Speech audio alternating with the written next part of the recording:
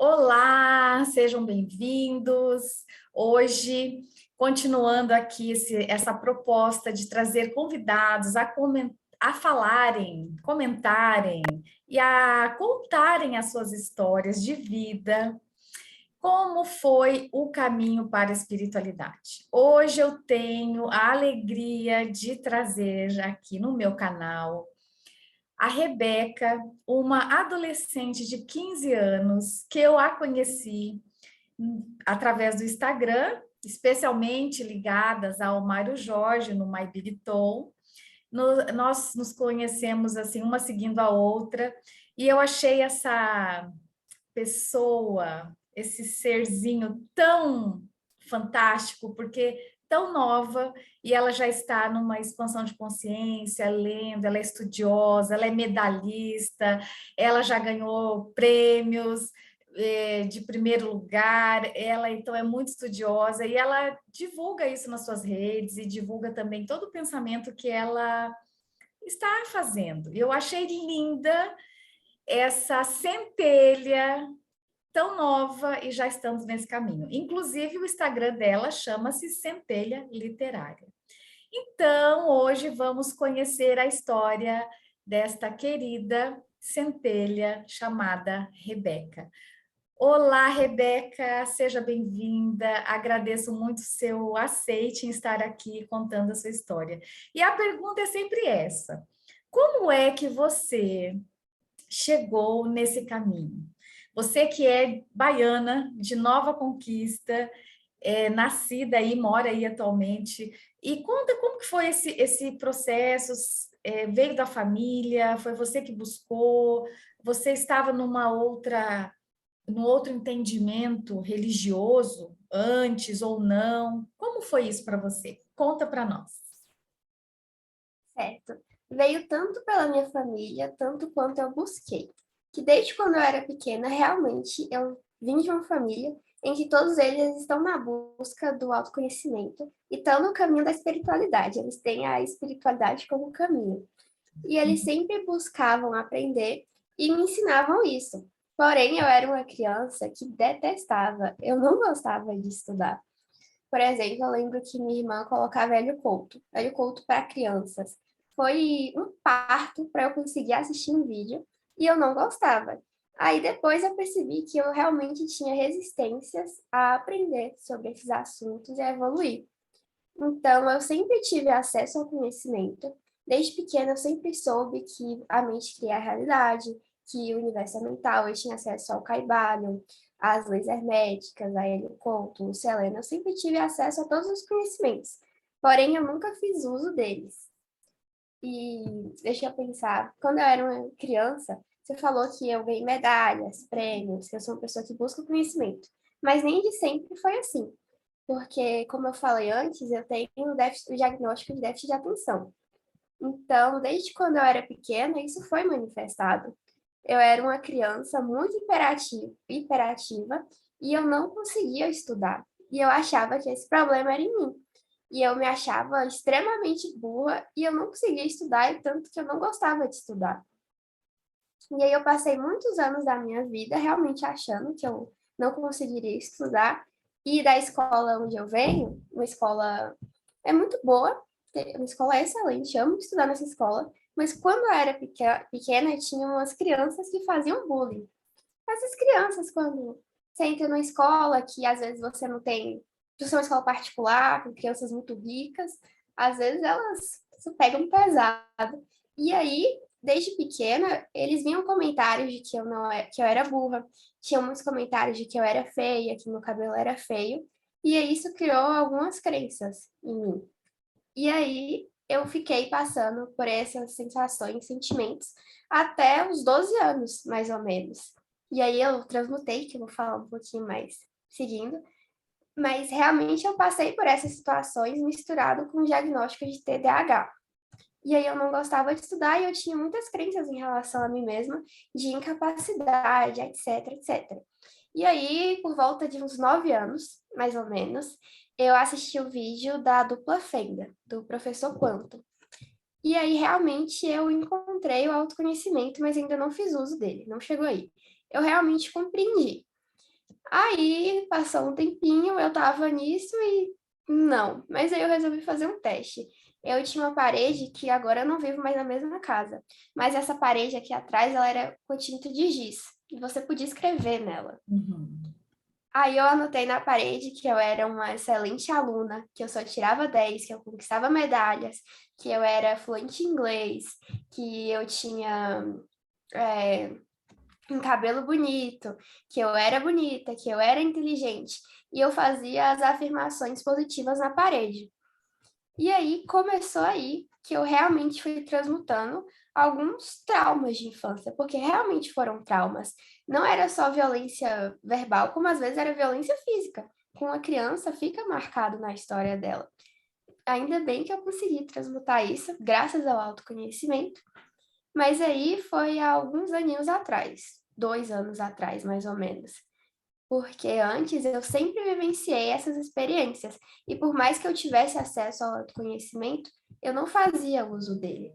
Eu não. Ai, desculpa, o celular tá tocando. Mas realmente eu não usava. Eu compreendia, eu entendi. Na verdade, eu não compreendia, não entendia, mas eu tinha acesso. Aí depois, deixa eu ver, eu passei por uma dificuldade na minha vida em que foi relacionada a todas essas questões que eu tinha na infância, foram manifestadas na situação em 2020. Eu tinha 13 anos.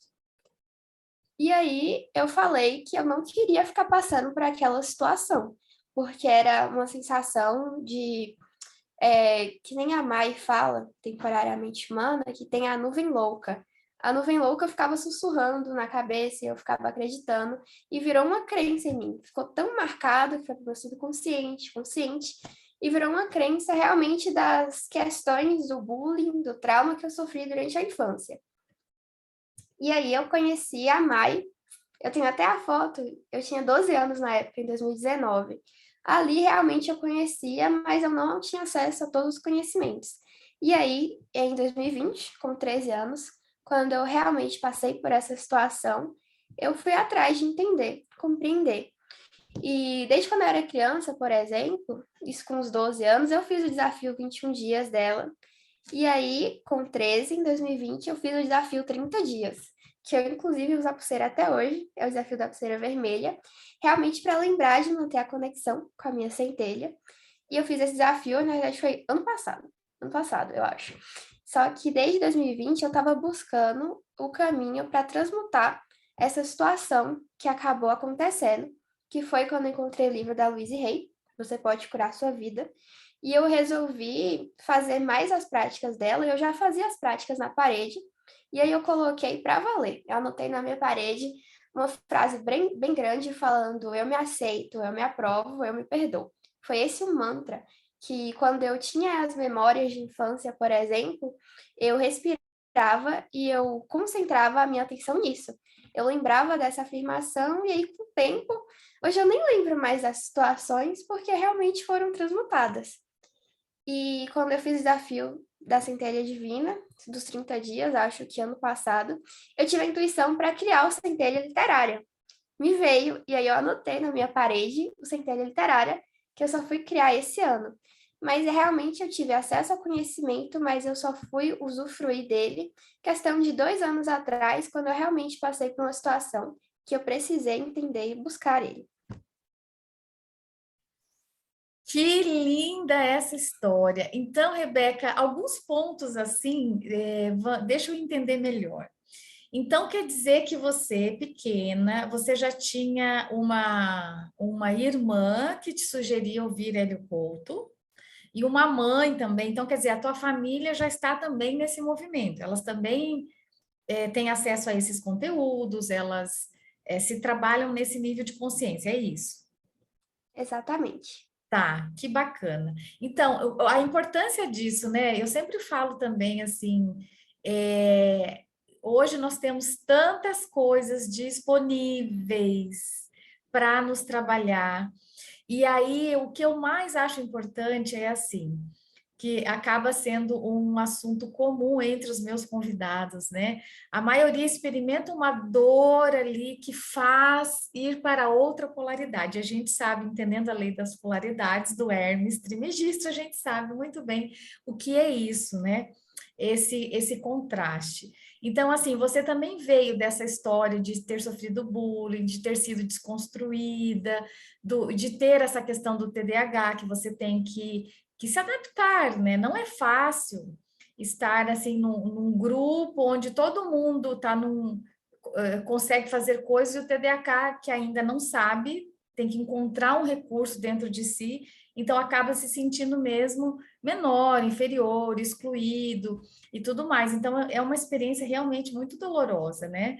Mas e também é legal o teu relato para mostrar o quanto é possível, independente de que situação e circunstância a pessoa está, de encontrar o seu caminho para se desenvolver. Você vai encontrar uma outra maneira, mas isso não vai impedir você de se desenvolver, né? Outro ponto interessante aí no seu relato, que eu falo muito da espiritualidade também na prática, no dia a dia, né? Como é sair só do nível do conhecimento, da informação que chega, mas é como vivenciar. Então, o ato de você decidir escrever na sua parede, achei ótimo isso, porque o que que é isso? Você se conecta com algo que está te construindo, não é? Você acessa, você escolheu, você intuiu e foi lá e seguiu tua intuição, tua inspiração, que provavelmente já veio da tua centelha, claro, coisas boas sempre vêm da nossa centelha, para escrever e para que a tua centelha falasse contigo de todo o potencial que você tem, de toda a beleza que você tem e o quanto você pode muito mais. Não há limites quando a gente se conecta com esse potencial, né? Então, você é um exemplo que também saiu ali de uma situação de dor, que é sofrer bullying, que é se sentir menor, inferior, e se colocou, quebrou as resistências, encontrou recursos dentro de ti, ouviu tua intuição, escreveu numa parede e foi tendo também acesso a conteúdos construtivos, né? Esse livro mesmo da Louise Hay, eu vivo emprestando para pacientes, né? Eu, enquanto terapeuta, eu atendo as pessoas, então eu sempre indico, e esse livro é um livro que ele está sempre na minha lista ali de pessoas que eu entendo que precisam passar por essa leitura, porque ela também é um grande exemplo de como ela conseguiu transmutar tanta dor, tantas coisas graves que aconteceram na vida dela, e ela conseguir deixar essa mensagem tão positiva, né, tão transmutadora. E eu acho muito interessante, assim, porque você é tão jovem, né, com 15 aninhos somente, tem uma vida inteira pela frente, e você já está nesse nível, né, de conexão. E você também falou da Maia Andrade, eu também, eu sou da escola do alquimista, eu já fiz também, esse ano eu fiz pela primeira vez a minha conexão de 30 dias em conexão com a minha centelha e foi maravilhoso. Eu também desbloqueei muitas coisas, muitas limitações, muitas resistências, e estou muito mais conectada com a minha intuição e com meus movimentos. Então, percebemos que nós já somos assim colegas de escola, e isso é maravilhoso. Mas e aí, daí essa centelha literária, me conta da inspiração da centelha literária que você fez, é o teu canal no Instagram, sigam ela, gente, é muito interessante, ela faz vídeos sobre as leis herméticas, conta como foi isso, o que você pretende com esse canal. Certo, deixa eu ver. Justamente no momento, um pouco antes de eu entrar no desafio dos 30 dias, eu passei por outra situação que eu tinha um Instagram literário. Eu falava sobre livros, às vezes clássicos, romances, que era a vibe que eu tava. Eu tava lendo Harry Potter, Percy Jackson, eu tinha 13 anos, eu era uma criança. E aí eu tinha um Instagram, e uma vez eu falei sobre um livro que era famoso, que muitas pessoas gostavam, só que eu falei, olha, na minha opinião, eu acho que isso aqui, isso aqui, isso aqui eu não gostei. Foi uma coisa, uma jogada da autora que eu não achei tão bom. E esse Instagram tinha muitos seguidores e veio uma pancada de hate, falando um monte de coisas sobre mim, sobre o meu perfil, e falando o quão mal eu tinha sido falando sobre isso. E aí eu excluí aquele Instagram. Não tenho mais acesso a ele ultimamente e atualmente, mas ele era um Instagram que realmente tinha muitos seguidores, tinha muitos conteúdos, e era algo que eu gostava. Eu sempre gostei de falar, de compartilhar sobre as minhas leituras. E naquela época eu era mais voltada para livros infanto-juvenis. E aí eu passei por essa situação e levou um pouquinho de tempo para transmutar. Porque imagina 200 pessoas que você nem conhece, vêm e ficam te ofendendo simplesmente você ter expressado sua opinião. E aí eu entrei no desafio 30 dias, acho que questão de um mês depois. E lá no finalzinho, eu sabia que eu queria voltar para essa área e eu queria realmente transmitir os meus conteúdos, os meus ensinamentos, as coisas que eu aprendi por meio do Instagram, por meio das redes sociais, porque era uma coisa que eu gostava e que eu gosto bastante. E aí teve uma longa jornada de questão de um ano depois para eu realmente criar o Centelha Literária, porque veio a intuição, você vai criar esse Instagram chamado Centelha Literária, mas primeiro você vai ter que adquirir o conhecimento, a maturidade e a evolução. Eu tinha muita coisa para transmutar até de mim mesma, a questão de uma confiança baixíssima, falta de autoconfiança, eu não conseguiria falar, que nem eu estou falando aqui. No outro Instagram eu não conseguia, eu tinha muitas resistências e pensando o que que os outros vão pensar, eles vão julgar, por eu estar expressando a minha opinião, eu tinha uma falta de confiança, que no vídeo de crenças limitantes que eu falo sobre o meu cabelo. Mas por mais que eu tenha passado todo o bullying da infância referente a ele, eu também tinha algumas resistências e depois que eu cortei o cabelo curtinho assim, bem mais curtinho aqui, vieram outros comentários que criaram mais crenças. Então realmente tinha muita coisa para trabalhar. E aí foi que eu entrei nessa jornada e até de me conhecer e descobrir o diagnóstico de déficit de atenção.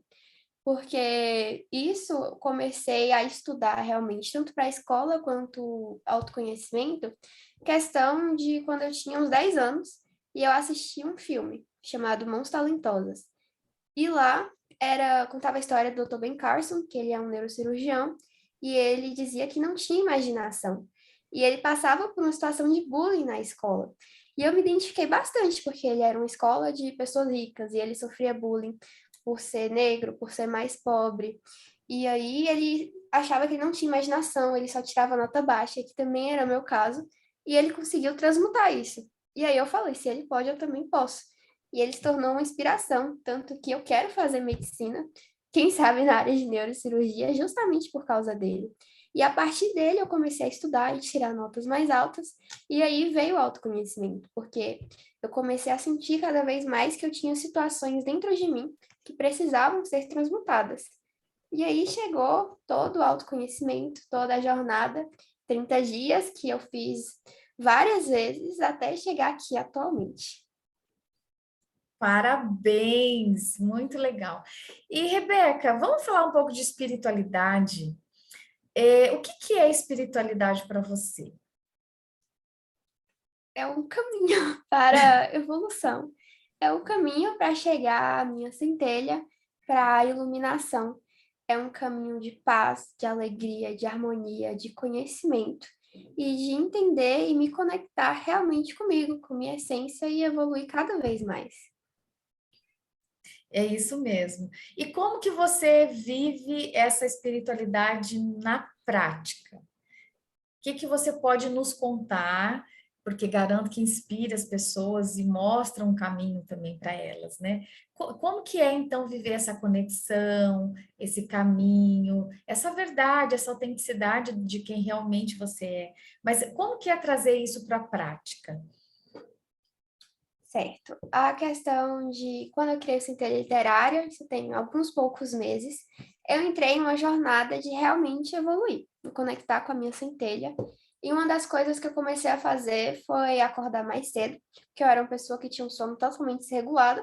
E aí eu entrei em um curso de neurociências do neuropsicólogo Eslen Delanogari, não sei se você conhece, mas ele falou qual era a importância do sono. E logo eu conectei, nossa, esse sono aí essa rotina de saúde vai me conectar com a minha centelha. Então, eu resolvi juntar esses conhecimentos e colocar na prática.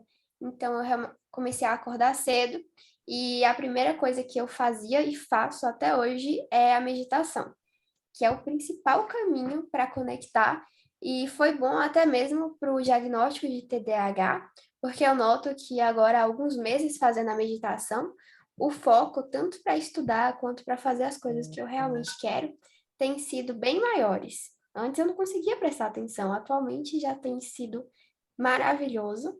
E aí eu coloquei a meditação como um caminho para chegar à espiritualidade. E, além disso, a leitura, a busca pelo autoconhecimento. Também sou aluna da Escola do Alquimista, então assistir às aulas da Escola do Alquimista, Caminho das Palestras, Velho Couto, tem sido a minha jornada no momento, e além dos livros, para realmente alcançar a conexão. É isso mesmo, né? E assim, e quanto é desafiador para um TDAH meditar, né? Mas nada que uma prática, esse ritmo, trazer isso como um padrão para a vida, um hábito positivo. Como é possível, né? E se torna possível, e faz também, porque estar no aqui e agora, na verdade, é um desafio para todo mundo, né? Independente de quem tenha déficit de atenção ou não, esse estar presente, essa consciência do aqui e agora, também que o Eckhart Tolle trouxe tão bem no Poder do Agora, no livro dele, né? Estar presente, estar conectada é um grande caminho para a espiritualidade. E também essa questão de autorresponsabilidade, né? De você se responsabilizar pelas suas escolhas, pelo teu gerenciamento interno das emoções, do pensamento, onde nós vamos colocar o pensamento para trazer uma nova perspectiva de vibração mesmo, de entendimento, de escolhas.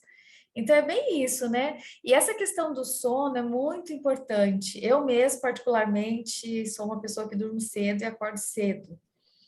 E desde que eu comecei nesse caminho, eu comecei estudando medicina chinesa, lá nos inícios dos anos 2000.